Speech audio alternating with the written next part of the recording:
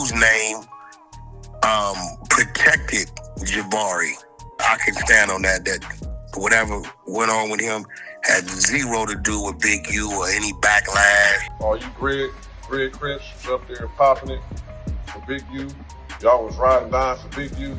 My son got killed. Nigga, why you niggas ain't sliding, bro? When they raided my houses and my property, it was asking about whack, loose cannon, 600, and this internet stuff. All of y'all foul. All y'all who be sending shit around the internet, all y'all who be promoting and listening to what these niggas saying, all y'all giving these likes and hidden likes, all y'all supporting this. All y'all guilty as fuck. Big U used to be one of the most feared Crip figures on the West Coast, but now he's caught in a murder case and dealing with the devastating loss of his adult son, who was recently killed. Rumors spun out fast, with some people even claiming Big U has something to do with his own son's death. So today we're breaking down the whole wild situation. On Halloween night 2025, Big U's son Jabari, known in the streets as Baby Huey, was found shot at the intersection of 69th and Fig in South LA. Baby Huey had pulled up to a smoke shop in the area, but things went left when he walked up to someone's car. Nobody knows who the shooter is yet, but it's looking like Baby Huey recognized the person, since witnesses told police that Baby Huey stepped up to the shooter's car before shots went off. His life had been surrounded by violence since he was young, especially because his father, Big U, was sent to prison the same year Jabari was born, back in '91. Big U was tied to the Rolling 60s Crips and was arrested after trying to take over 30 pounds of cocaine from an undercover officer. Because of that long stretch behind bars, Baby Huey ended up spending most of his time with his uncle Dwayne. Dwayne was connected with a bunch of rappers on the West Coast, and that's allegedly what led to his tragic death when Baby Huey was still a kid. Dwayne was standing outside a studio while Snoop Dogg's homie Corrupt was recording when a car suddenly rolled up and unleashed gunfire, leaving Dwayne dead on the spot. Even though Huey played football, stayed in school, and kept pushing, he was still involved in the streets and never got the chance to take sports to a professional level. When he was at Crenshaw, he called himself J-Bars and would rap here and there, but it wasn't something he took seriously at the time. Later, after getting locked up, he started writing heavy, and once he came home, he hit the studio hard under the name Huey Popcorn. He was even working with major names like Sean Kingston and Chris Brown, but the music still didn't fully take off, and he kept getting pulled back into street life. Meanwhile, Big U, who had spent 13 years locked up, had built a reputation inside for constant fights and surviving rough situations, which shaped the way people saw him even after he came home. Big U was known for being so strong that people still talk about how he once punched a man so hard the guy's eye popped out of its socket. When Big U came home in 2004, he launched a charity called Developing Options, saying it was meant to keep kids away from the street life. But according to law enforcement, that charity was really just a cover for Big U and his circle. Baby Huey started working with the charity too after he got out of jail, but investigators claim that the two of them were sliding the charity money straight into their own pockets. Developing Options was pulling in cash from everywhere. The Game Reduction Youth Development Program was giving them around $500,000 a year starting in 2015, and they were even collecting donations from celebrities like Draymond Green and Shaq. But Big U wasn't just getting money from athletes. Police reports say he was also sending his people to rough up some of them when he felt disrespected. According to federal investigators, a boxer named Adrian Broner hosted a dice game in LA back in 2019 and invited a bunch of NBA players. The dice Broner used were allegedly rigged, and he ended up winning millions from those NBA stars. When Big U heard what went down, he allegedly sent some of his guys to confront Andrew and Broner, since Broner didn't cut Big U in on the money. Big U reportedly got back the cash Broner won from the NBA players, but then he charged each of the players a honey cake before handing their money back to them. Baby Huey was said to be helping out on both sides, handling charity business while also staying tapped in with the streets, while his brother Dwayne chose a completely different path in life. Baby Huey never made it far in football because he kept getting locked up, but his brother Dion stayed focused, avoided trouble, and eventually made it to the NFL as a linebacker for the Los Angeles Chargers. Losing Baby Huey in such a violent way hit Dion hard, but less than a week after the tragedy, he had an unbelievable game against the Tennessee Titans. 7 tackles, a sack, and even a game-saving pass deflection.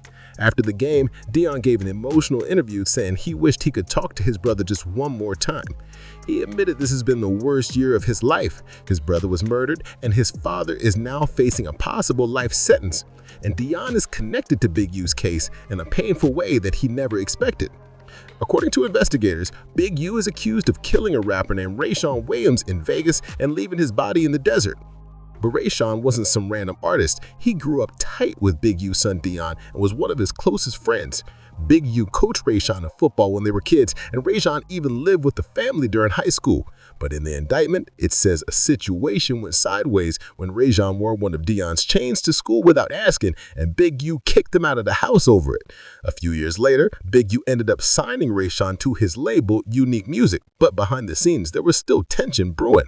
Rayshawn allegedly dissed Big U in a track, even rapping about how he could end up getting shot in the face for speaking on him. And just 5 days later, that's exactly what happened to him.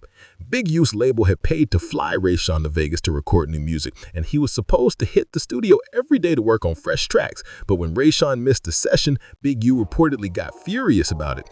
Big U and his homie Sylvester Robinson drove all the way to Vegas to confront him, and after that, everything turns murky.